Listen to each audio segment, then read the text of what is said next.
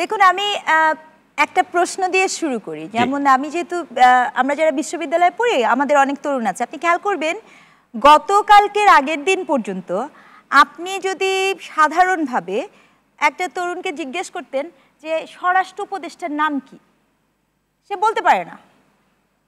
স্বরাষ্ট্র উপদেষ্টার নাম কি? আমি আপনাদেরকেই বলছি, আপনারা যে আপনাদের যেই তরুণ প্রজন্ম এত স্বৈরশাসনের বিপক্ষে করলো, তাকে জিজ্ঞেস করবেন স্বরাষ্ট্র উপদেষ্টার নাম কি, সে বলতে পারছে না। তার কারণ কি?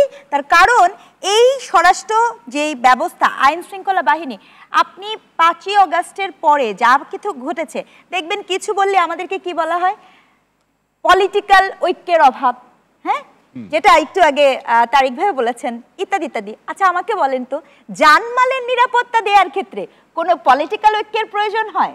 একদম না। মানে এই যে টার্ম ট্যাগিং, জানমালের নিরাপত্তার ক্ষেত্রে মানে প্রত্যয় বা ধারণা দিয়ে কাউকে ট্যাগ করা বা চিহ্নিত করে, এটা কি আসলে সমাজ এই পরিস্থিতিকে আরো বেশি অবনতির দিকে তো নিশ্চয়ই ঠেলে দেয়, সেটি তো মনে করছেন? না না, আপনি এটা তো ডেফিনেটলি, আপনি যদি, আমি একটা কোড দেখলাম কালের কণ্ঠের বরাত দিয়েই বলছি, যে সেখানে বলা হয়েছে নাকি দেখা মাত্র গুলি।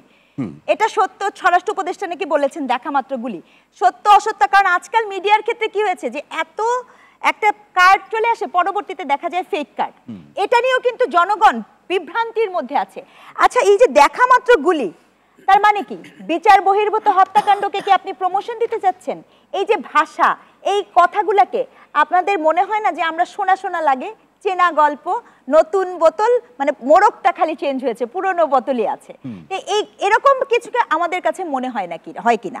যেমন মনে করেন, আমি বলি প্রত্যেকটা ইনস্টিটিউশন তো ফ্রাজাইল। আপনি এই যে ইনস্টিটিউশনাল ফ্রাজাইল, এই অবস্থাতে আপনি কি করে এক্সপেক্ট করেন?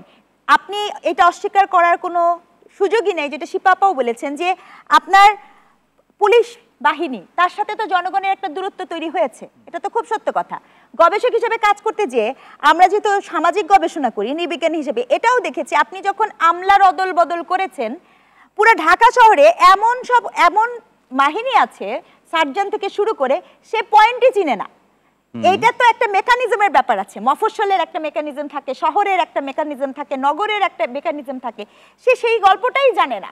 তাহলে সেই বাহিনীর কাছে আপনি অল অফ এ সাডেন এই প্রত্যাশা রাখতে পারেন কিনা, এটা প্রশ্ন নাম্বার 1। আপনার কাছে কি মনে হয় তারা কিসের ভিত্তিতে করলো এই যে নতুন পদায়ন অদল বদল যে করলো? নতুন পদায়ন শুনেন, এটি হচ্ছে যে আপনি বিরাজনীতিকরণের গল্প বলছেন, কিন্তু আমি যেটা বুঝতে পারি খুব স্পষ্ট, একজন শিক্ষক হিসেবে আমি নির্দ্বিধায় বলতে চাই, আপনি আসলে আপনার মতের লোক খুঁজছেন, আপনি অভিজ্ঞ লোক খুঁজছেন না।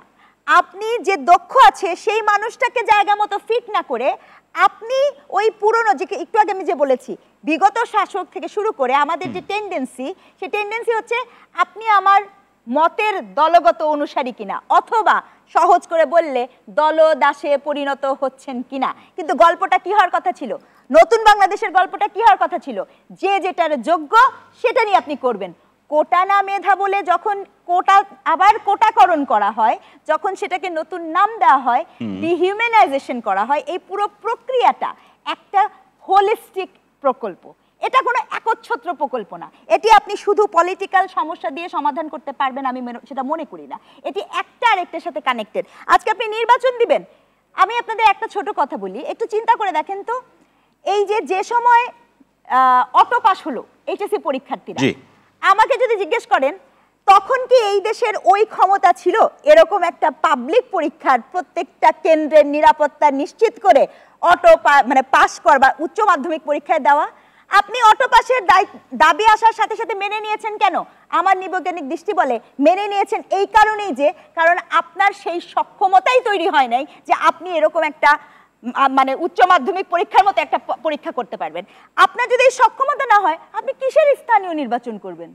মানে কিভাবে করবেন? লোকাল লেভেল থেকে শুরু করে যেখানে আপনার ঢাকা শহর, খোদ ঢাকা শহরের অবস্থা এরকম, লোকাল লেভেলের ডিসি থেকে শুরু করে সাধারণ মানুষের জানমালের নিরাপত্তা আসছে না, আপনার বাড়িঘর পুড়ায় দেওয়ার ভিডিও পাওয়া যাচ্ছে। সেখানে আপনি এই নির্বাচন স্থানীয় নির্বাচন অথবা জাতীয় নির্বাচন, sorry, this are the political rhetoric, at the same time কালক্ষেপণ, অর্থাৎ নতুন দল আসবে দেখে কিংস পার্টি করব দেখে কালক্ষেপণ।